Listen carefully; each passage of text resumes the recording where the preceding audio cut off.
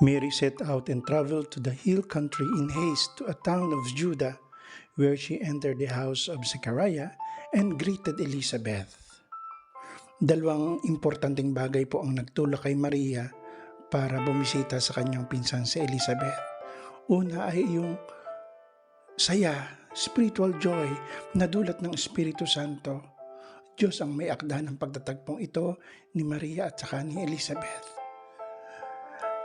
Ang balita ng anghel kay Maria na nagdadalang tao ang kanyang pinsan ay tunay na pinagmula ng kasiyahan ding ito. Alam kasi niya ang pangarap, ang kaligayahan ng kanyang pinsan ang magkameron ng isang anak. Pangalawa ay yung kagustuhan na rin ni Maria na makatulong sa kanyang pinsang si Elizabeth. Malapit na mga anak si Elizabeth, 3 buwan na lang, yung makiramay siya kasi iba ang pagbubuntis ng mga matanda na. Bale, sa tagpong ito, ang tulong ng Diyos at ang kagustuhan ng tao ay nagtagpo sa visitation, solemnity of the Assumption po ngayon. Yung katawan at kaluluwa ni Maria ay inakyat sa langit. Isang dogma o katuruan ng ating pananampalataya.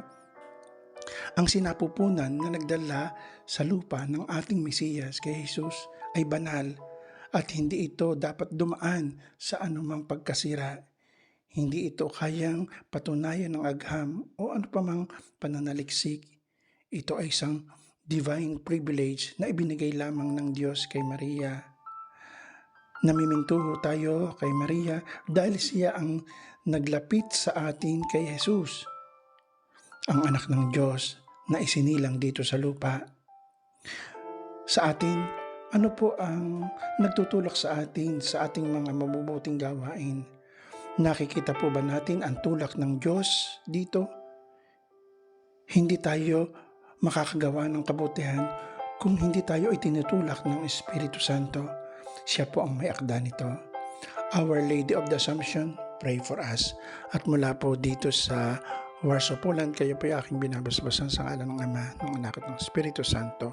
Amen.